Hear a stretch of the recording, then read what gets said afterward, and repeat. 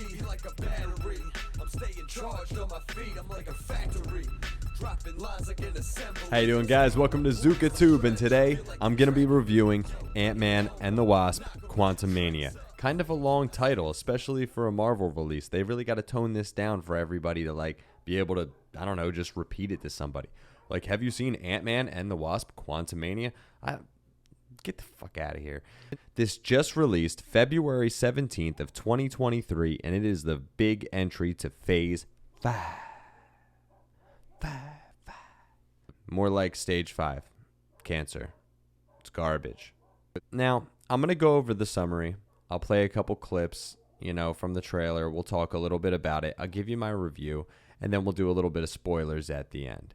For the summary, we got Ant-Man and the Wasp find themselves exploring the quantum realm, interacting with strange new creatures, and embarking on an adventure that pushes them beyond the limits of what they thought were possible. Now, first off, I have a problem with that summary because when you watch the trailer, it's clearly not Ant-Man and the Wasp. It's Ant-Man, the Wasp, and family. It's the kid, it's the parents, everybody going in there. Let's play some clips from this trailer. You're an interesting man, Scott Lang. You're an Avenger. The Wasp doesn't look nearly as good with the short hair. You have a daughter. There's a problem, obviously. Boom. They're all getting sucked in to the quantum realm. Who are you? Michelle Pfeiffer is a very big character in this. You cannot trust him. Cassie has been recasted into a block of wood.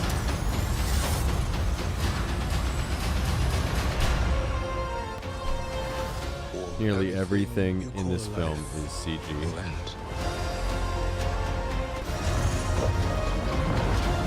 Oh, he's turning into Noodle Man. You may not want her to watch this. Kang. We had a deal.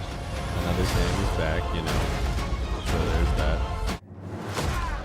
We both just have to lose. I'm sorry, Cassie. Like, the trailer itself gives away the whole film.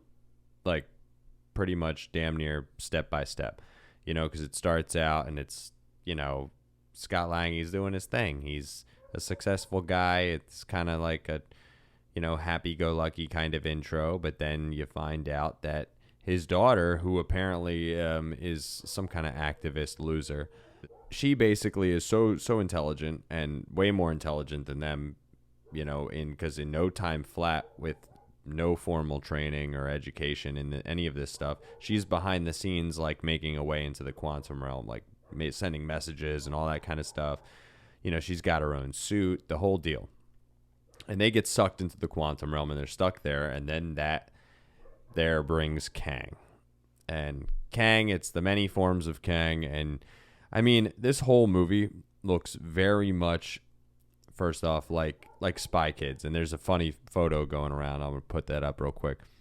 This whole film just looks like an old Spy Kids movie. It's ridiculous.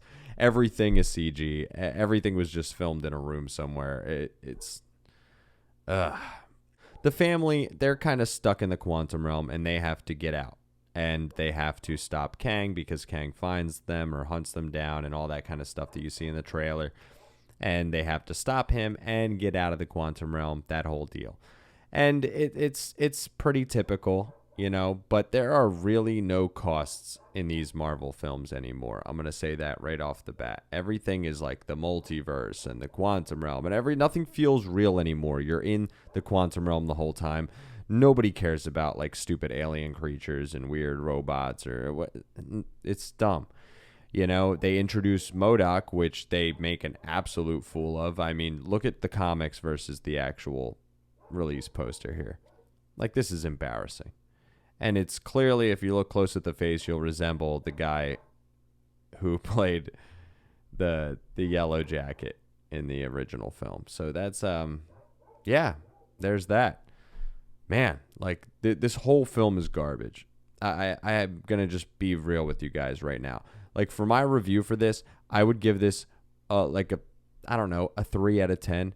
It's just absolute garbage. There is no weight to it whatsoever. You don't need to watch this film.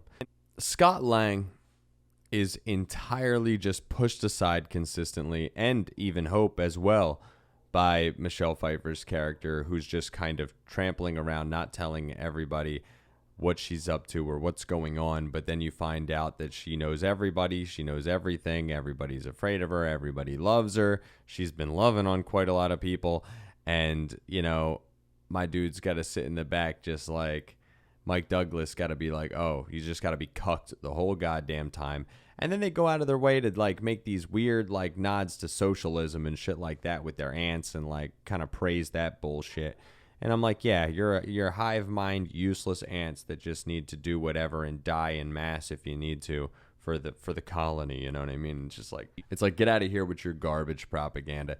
And the stupid daughter's got to go through and you know, be extra capable of all this different stuff and know all this, have her own suit, be able to do all this like badass stuff with barely any training.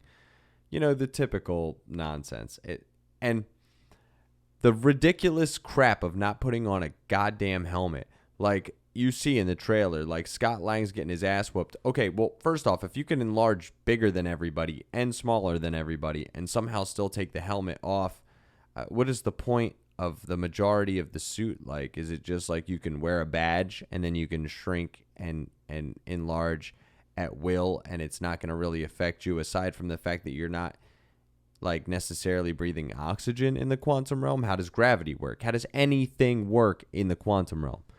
How do they know it's going to be okay for them once they get that big or once they go that small to be able to take their mask off and breathe? And how do you sit there and get in a fight or run from people shooting at you and just not put your goddamn helmet on? Like, how do you just eat punches to the head and take all that damage when I'm like, dude, you could have just had your helmet on and, like, you wouldn't be in this bad of shape right now? It's stupid. It's absolutely ridiculous. And this is a film that is not doing well. This is a film that, when it released in opening weekend, did less than Ant-Man and the Wasp did. You know, and they're like, oh, it did all this money. And you're like, no, adjust for inflation. Understand what people are paying for tickets now from what they were then. And less people bought tickets for this film. And now you have a 70% drop off by the second week.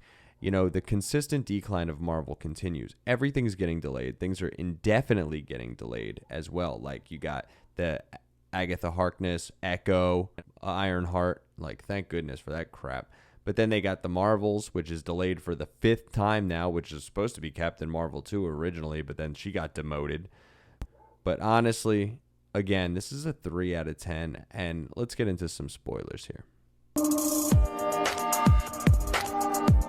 Spoilers.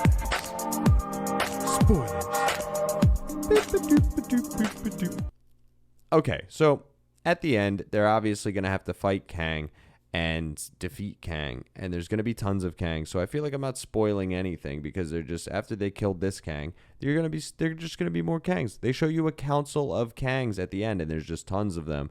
And there's just like, I thought they were going to be like, you know, oh, we just tokenized this one version of Kang, or maybe 2 or 3 versions of Kang. No, they did all of them. And like, even the one with the like kind of ridiculous, like almost Asian type look with the Fu Manchu and everything, they like have the eye makeup. It almost makes it look like his eyes are stretched out, and the beard, and his face is all puffy from the makeup. It looks so bad, and everything looks ridiculous.